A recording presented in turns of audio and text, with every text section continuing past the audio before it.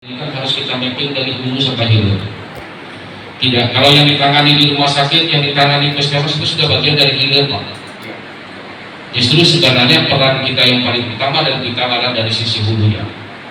Makanya sampai ada program di dinas kesehatan pendirian, sampai ada posyandu, sampai ada yang namanya posdu, sampai ada namanya puskesmas, ada 12 puskesmas di Kabupaten Tuban.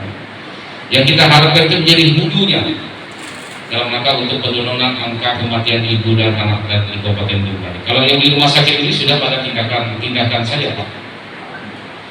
Dan jika ada rekom ataupun keputusan yang dikeluarkan oleh dokter anak yang ada harus melalui sebuah tindakan, baru Pak Dokter Gararan bertindak, ya kan Pak Dokter. Itu hanya hilirnya saja, Pak.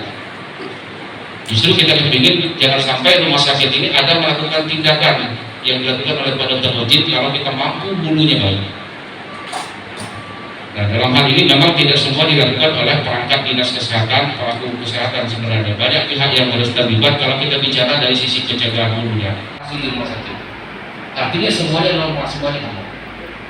Itu idealnya kita minimal.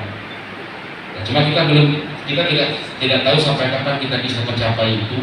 Tapi paling tidak harapan saya selaku kepala daerah, mari kita bicara tentang angka kematian ibu dan anak ini, bicaranya komprehensif dan bicaranya itu terintegrasi dan bicaranya dari hulu sampai hilir, sehingga mapping kita terhadap permasalahan-permasalahan yang menyebabkan terjadinya angka kematian ibu dan anak ini juga clear.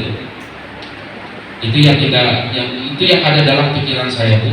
Itu yang ada dalam benak saya terkait dengan apa yang kita diskusikan ataupun yang kita lakukan hari ini.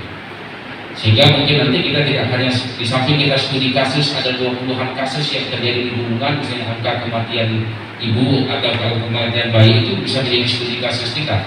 Tapi mungkin kita juga harus lebih mendalami, menggalinya dari sekian 20-an kasus tersebut sebenarnya faktor apa saja yang menjadikan penyebab. Tadi disampaikan oleh Pak Ketua Tim gejalanya karena ada misalnya salah satu jantung yang disampaikan. Sehingga nanti khusus berkaitan dengan masalah penanganan angka kematian bayi dan ibu ini menjadi bagian yang harus kita tangani. Termasuk mungkin nanti Pak rumusan kebijakan kalau memang bisa direkomendasikan tuh.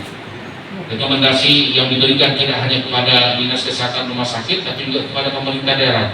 Kalau kita bicara dulu elemen mana, stakeholder mana yang harus kita ajak sama-sama. Jadi kalau tim ini saya harap tidak hanya tim yang dari medisnya saja, tapi juga tim yang dalam upaya penanganan dari sisi hulu juga menjadi bagian yang tidak terpisahkan, yang bisa kita ikut sertakan. Ya, kalau sudah masuk ke rumah sakit ini tindakan sudah, bagi saya itu saja. Artinya ketika orang datang ke sini harus ditindak dan juga harus dirawat, ya itu. Tapi upaya kita bagaimana mudah-mudahan tanpa ada tindakan di rumah sakit orang bisa selamat melahirkan. Harus dirawat, ya itu.